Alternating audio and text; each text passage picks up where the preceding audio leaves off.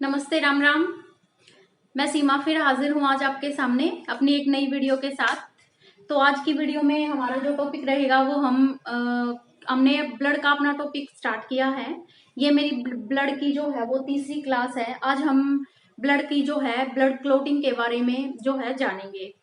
इससे पहले ब्लड की जो है 2 क्लासेस मैंने डाल दी हैं, जिसमें मैंने ब्लड की जो बेसिक है और ब्लड के जो पार्ट हैं, ब्लड सेल है, प्लाज्मा है, उसके बारे में मैंने आपको बताया। आज की क्लास हमारी बस जो रहेगी वो रहेगी क्लोटिंग ऑफ ब्लड। ब्लड की क्लोटिंग के बारे में आज मैं आपको बताऊंगी। आपको पता है कि जब भी कभी हमें जो है वो चोट लग जाती है तो थोड़ी देर के बाद आप देखते हैं कि वहां पर जो है एक पपड़ी सी जम जाती है। ब्लड की जो है वो क्लोटिंग सी होने लगती है, ब्लड जो है वो जमने लगता है। अंदर जो है हमारे शरीर के अंदर जो है वो प्रोसेस होता है।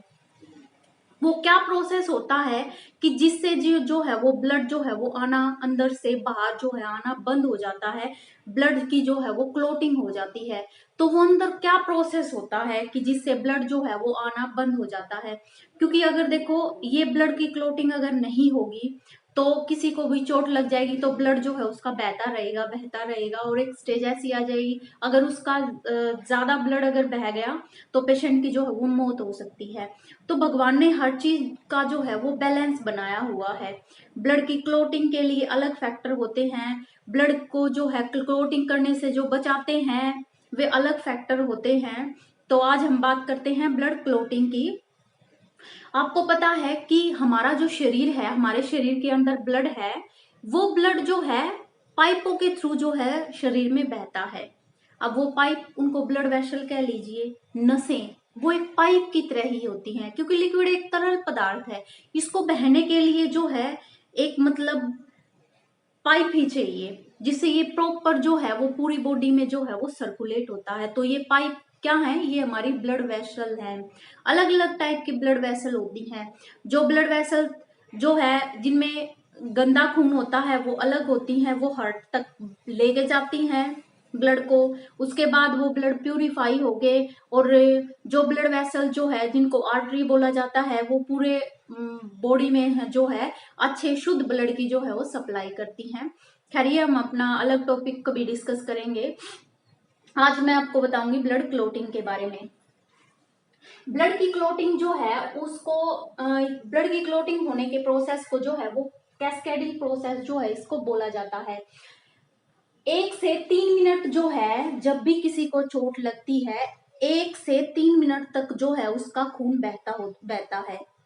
3 मिनट तक का टाइम जो है वो ब्लीडिंग टाइम होता है। उसके बाद स्टार्ट होता है हमारा क्लोटिंग टाइम। क्लोटिंग टाइम क्या होता है? 4 से 8 मिनट तक। इसलिए आप मेरी बात ये हमेशा ध्यान रखिए कि कभी भी जब या तो आपको चोट लगे या आपके सामने किसी और का एक्सीडेंट हो, तो उस एरिया के को जो है आप प्रेस करके रखें। किसी भी चीज से, अपने हाथ से या फिर किसी और चीज से जो है आप कोई कपड़ा वगैरह यूज करें, उस एरिया को जो है आप प्रेस रखें कम से कम 10 मिनट तक। तो वहां पर जो है उस ब्लड की क्लोटिंग हो जाएगी, और ऐसे जो ब्लड का लॉस है उसको आप जो है वो कम कर सकते हैं। तो ब्लीडिंग का टाइम होता है, जब भी ब्लीडिंग स्टार्ट होती है 1 से 3 मिनट का टाइम होता है। उसके बाद क्लोटिंग का टाइम जो है वो स्टार्ट हो जाता है। क्लोटिंग का टाइम जो है वो 4 से 8 मिनट क्लोटिंग का टाइम होता है। और क्लोटिंग, ब्लड की जो क्लोटिंग होती है उसको कैस्केडिंग प्रोसेस जो है वो बोला जाता है। क्वेश्चन है भाई ये कि ब्लड की क्लोटिंग होना कौन सा प्रोसेस होता है, ये क्वेश्चन जो है वो आया हुआ है। अब मैं आपको बताऊंगी कि अंदर क्या क्या होता है कि जिससे हमारा जो ब्लड है वो जम जाता है। अंदर क्या प्रक्रिया होती है, क्या क्या होता है कि जिससे हमारा ब्लड जो है वो जम जाता है। 4 स्टेप अंदर होते हैं जिससे ब्लड जो है वो जम जाता है। सबसे पहले थ्रम्बोसाइट। थ्रम्बोसाइट नाम है, प्लेटलेट को ही थ्रम्बोसाइट भी बोला जाता है। जैसे आरबीसी को एरिथ्रोसाइट बोला जाता है, डब्ल्यूबीसी को जो है वो ल्यूकोसाइट बोला जाता है, वैसे ही प्लेटलेट को मैंने आपको बताया था कि थ्रम्बोसाइट जो है वो बोला जाता है। ये प्लेटलेट, जब भी आपको जो है वो चोट लगती है तो एयर जो है वो शरीर के अंदर जाती है। ये एयर जब शरीर के अंदर जाती है तो हमारे ब्लड के अंदर जो प्लेटलेट सेल है, हमारे जो ब्लड के अंदर सेल है, कौन सी सेल? प्लेटलेट सेल है। और वो जो एयर चोट लगने पर जो अंदर गई है वो दोनों कंबाइन होकर जो है एक जो है थ्रोम्बोप्लास्टिन की जो है वो फॉर्मेशन करेंगे। प्लेटलेट और एयर, जब भी आपको चोट लगी, चोट लगते ही एयर जो है आपके शरीर के अंदर गई, उस शरीर में आपके शरीर में जो ब्लड है उस ब्लड में जो है प्लेटलेट होती हैं। प्लेटलेट जब एयर के कांटेक्ट में आती हैं तो वो थ्रोम्बोप्लास्टिन की फॉर्मेशन करती हैं। अब ये जो थ्रोम्बोप्लास्टिन है, थ्रोम्बोप्लास्टिन जो है आपके शरीर के अंदर ही बन गया। अब ये थ्रोम्बोप्लास्टिन जो है वो कैल्शियम के साथ जो है, कैल्शियम के साथ जो है ये उसको जगाएगा कैल्शियम को, कि भाई ये कैल्शियम कैल्शियम, अरे उठ जा भाई, आज तेरी जरूरत है। तो ये थ्रोम्बोप्लास्टिन बनने पर ये कैल्शियम के साथ बाइंड हो जाएगा।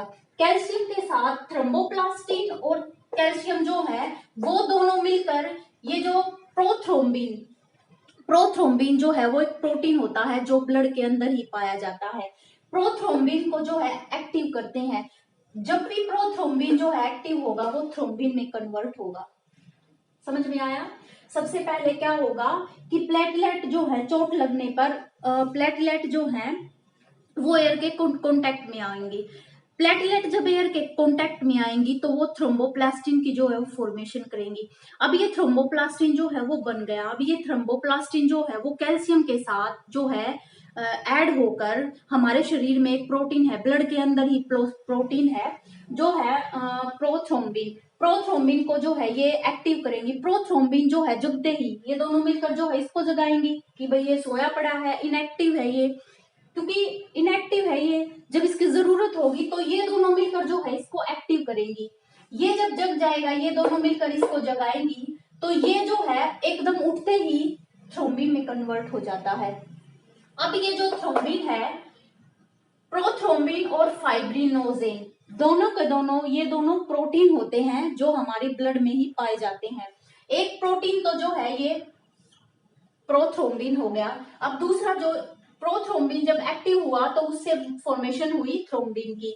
अब ये जो थ्रोम्बिन है ये एक और जो प्रोटीन होता है फाइब्रिनोजेन हमारे ब्लड के अंदर ही, उसको एक्टिव करता है। ये दोनों जो है थ्रोम्बिन और फाइब्रिनोजेन ये दोनों मिलकर फाइब्रिन की जो है वो फॉर्मेशन करती हैं। और फाइब्रिन की फॉर्मेशन होते ही जो है ब्लड की क्लोटिंग जो है वो स्टार्ट हो जाती है। अब ब्लड की क्लोटिंग फाइब्रिन जो है वो कैसे करता है? फाइब्रिन जो है वो एक जाली की तरह जो है होता है। जब भी कभी आप कहीं भी जिस एरिया में आपको चोट लगती है, ये सारे प्रोसेस होने के बाद जब फाइब्रिन की फॉर्मेशन होती है तो फाइब्रिन जो है जहां आपको जिस एरिया में चोट लगी है उस एरिया में जो है ये फाइब्रिन आकर जो है वो जम जाता है। अब फाइब्रिन आकर जो है उस एरिया में जम गया तो अब इस एरिया में से जो है जब भी ब्लड जो है वो बाहर आने की कोशिश करेगा तो इसके अंदर जो है आरबीसी है, डब्ल्यूबीसी है और हमारी प्लेटलेट, वो तीनों चीजें जो है इसके अंदर फंस जाएंगी। अब वो फंस गई तो ये जो इसके छेद थे ये भी सब जो है ये भी भर गए। अब दोबारा से अगर ब्लड इसके अंदर आएगा तो ना तो प्लाज्मा बाहर जाएगा, ना डब्ल्यूबीसी, ना आरबीसी, ना प्लेटलेट, तो ब्लड का कोई भी प्रोडक्ट जो है वो बाहर नहीं जाएगा और ऐसे जो है खून का थक्का सा जम जाएगा यहाँ पर, जिसको बोलते हैं क्लोटिंग ऑफ ब्लड की। ब्लड की जो है भाई क्लोटिंग हो गई। वो किस लिए हुई? फाइब्रिन के कारण हुई। अब ये फाइब्रिन जो है वो कैसे बना ये मैंने आपको बताया। फाइब्रिन बनते ही, फाइब्रिन जो है एक जालीदार स्ट्रक्चर सी, इसकी स्ट्रक्चर जो है वो जालीदार होती है। फाइब्रिन बनते ही इसमें जो ब्लड है जब भी इसमें से पास होगा तो फाइब्रिन जो है वो बनते ही ये उसी जगह पर बनेगा कि जहां पर चोट लगी है। तो फाइब्रिन जो है वो बनते ही ब्लड इसमें से जो है वो पास ही नहीं होगा और ब्लड की जो है वो ब्लीडिंग जो हो रही है हमें वो रुक जाएगी और ऐसे ब्लड जो है वो क्लोट हो जाता है। ये होता है प्रोसेस हमारे शरीर के अंदर कि जब भी हमें ब्लीडिंग होती है तो वो ब्लीडिंग जो है वो कैसे रुकती है, वो ऐसे रुकती है। इसमें कम से कम 3-4 मिनट लगते हैं आपके शरीर में ये प्रोसेस होने में, ये सारे स्टेप होने में। इसलिए 4 से 8 मिनट के अंदर जो है आपका ये प्रोसेस पूरा हो जाता है और फाइब्रिन की फॉर्मेशन हो जाती है और आपकी ब्लीडिंग जो है वो रुक जाती है आपकी ब्लड की क्लोटिंग होने के कारण। अब इसमें से इस पूरे प्रोसेस में से क्वेश्चन जो है वो क्या पूछे जाते हैं?